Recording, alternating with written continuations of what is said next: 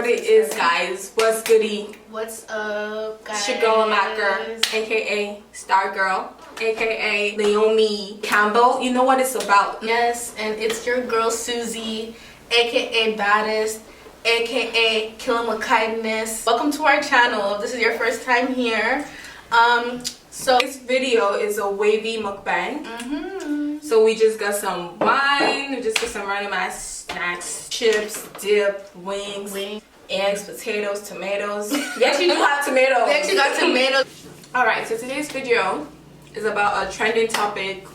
Well, I don't know. Well, it's something that's recently happened. So I think there's been a purge on Twitter, and beauty influencers, or just influencers in general, people with the platform, celebrities, are being called out for their colorist tweets, especially people in the Black community. But yeah, as you know, as is regular shit, they're being cancelled. The closet is cleaned out, so you gotta cancel a few hoes, and then the apology videos with no makeup on have to come out like like they're sorry. They're fully sorry. Like they're always sorry, you know. And the topic is colorism. Yeah, so we're gonna address it today because we really want to talk about it from our own opinion and our own views, because you know we are opinionated girls over here, and you know we like to give our 2 cents. Every Black person has had an experience with colorism.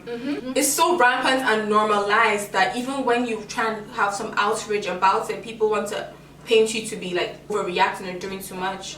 So please go get your snacks, go get your wine, go get your juice. Mukbang with us. Mukbang with us, join us, let's have a good time. But I just mean, like, this is actually happening.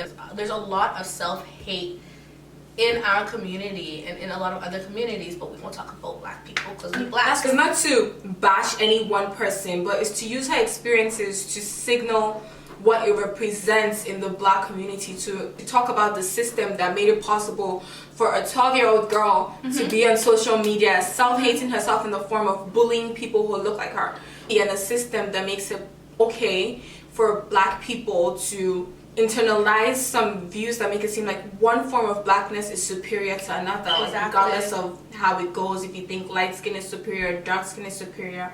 So your tweets were saying like how dark-skinned Black girls, like, we abuse eyelashes, we shouldn't wear certain lip colors, we shouldn't even use blush, stuff like that. Honestly, it's not something that like we haven't heard before. That's very insulting because it's coming from your own person. I can see why there's certain people that are offended by what she said, but I'm really happy that she did apologize, because we watched her apology and it seemed genuine and stuff. And also, like, if you start from the fact that she's saying that girls can't wear blush, can't use lashes, can't use weaves, it seems harmless. Like, it seems like just the chimings of a young girl, but to be honest, people share these views, and Black girls internalize it too. Buying eyeshadow palettes, me trying to buy a purple themed palette, I'm worried. Like, I don't want to look like a clown though. I don't want to look like Boo Boo the Fool. The circus is not in town yet. Like, is this gonna flatter my skin? Even choosing hair color, like, many things that go into it, and it's just something that is so trivial. It's something that should be for my own well-being, that I shouldn't put so much thought into it. Like, I should think, okay, it's gonna look good on me, how will I feel when I do it? But then I'm thinking, how will people see me? And that's something that Black women struggle with every day. It's like simple choices that seem cosmetic apparently say so much about you. That's why the beauty industry for so long like has been skewed towards like lighter complexions. It's like they feel like darker people can't do these things, but when originally there just wasn't enough representation. When you say Black people look weird with makeup, maybe it's because the people creating the foundation have not created a shade that matches. But we're raised to think that beauty and attractiveness is something that comes with lighter skin tones, because that's what we see in our communities. Even back to what she said, the reason why it bothered me so much, because I feel like it just took away from Black women that are confident, like, you're confident wearing blue lipstick, pink hair, yellow eyeshadow and stuff. Like, they do feel comfortable and confident in that. So it's like, well, I understand what you mean, because I go through that same thing. Like, if I'm looking at a palette, I'm like, I'm not using these colors like ever. You know, some people, that's their style. Their style is bold and it looks great on them, and they can actually pull it off and stuff. So, like, back to the guys, like dark-skinned men. Like, we're not even trying to generalize here. We're just saying predominantly what we see is Black-skinned men who have internalized a level of self-hate. Yeah. They project that on women in the community. It's like, it's not enough to have a light skin fetish and light children fetish or mixed children fetish. You have to go around too and put that on Black people as Black dark-skinned women as well. Like, in order to feel superior, you need to bring down dark-skinned women, and it's weird because like your mom is black. It doesn't make any sense. Like, where is this mentality coming from that you think that you're better because you're dating a white woman or dating a light-skinned person? Like, it points to colonial prejudice. Like, yeah, light is right, white is right. All these things, you grow up with these things, they're normal in your culture. It keeps reiterating a culture of dark-skinned women can be beautiful, like dark-skinned women can be attractive. They're not feminine enough, they're masculine. I feel like talking about this heavy topic while eating is not really a good idea. You have to concentrate, and these wings just look really like Nachos pepper flakes. Period.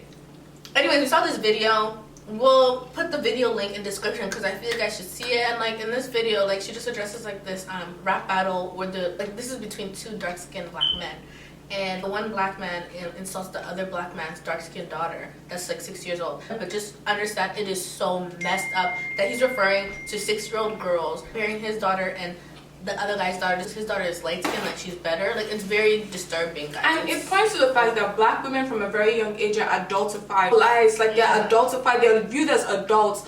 It's like you're no longer a child, you no longer need protection. But their white counterparts in the exact same age group don't get to deal with the same view from society. Like, those ones are still young and innocent and need to be protected.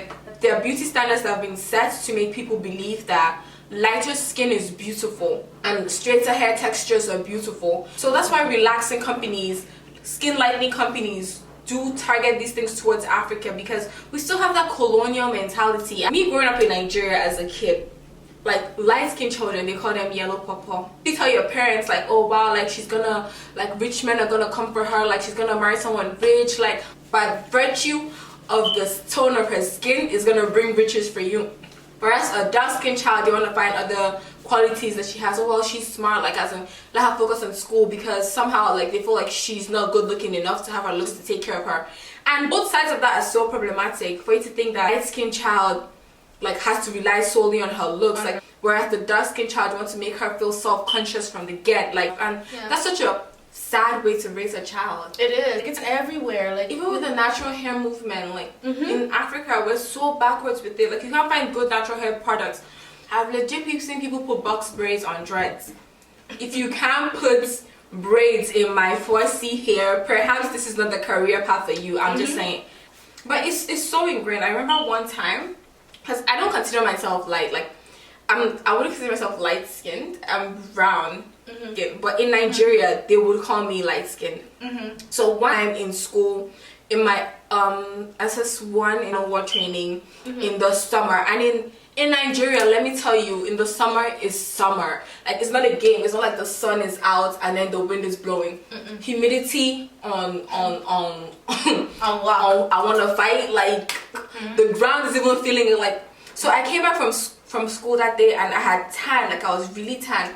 My mom is like, like, wow, like I remember when you used to be so fair and beautiful, like what's happening to you now? Like, this school is really stressing you out. And I felt so self-conscious. Oh my god. I remember one time I came to pick you up from school and like you were so light, like you looked so beautiful, just coming like an angel. And like all these things she's saying probably was referring to the white powder I put on my face and the like, you know, the gray cast or everything. She seemed so worried that I was tan. To this day, like sometimes I think about it, like imagine what that would do to a child. Like, black people have like a problem with going out in the sun in the summer because you feel like you're gonna get darker. But like, that's something we should celebrate, because it's something your skin does naturally when it's in the sun. Like, does women have to fight for everything? Like, people expect us to as well. They expect us to work hard. They expect us to go through hardship. They expect us to get angry. They just expect it, which is so sad because it's like not what it should be. Yes, we do have to work harder to prove our point, but it's not like that. Like that's in our blood to be strong women. Like, what do you mean? Like, we're still people. We're still emotional. We still are just women. Look what happened with Serena Williams trying to give birth, like trying to explain. We know this colorism thing and discrimination and racism, it goes up to healthcare.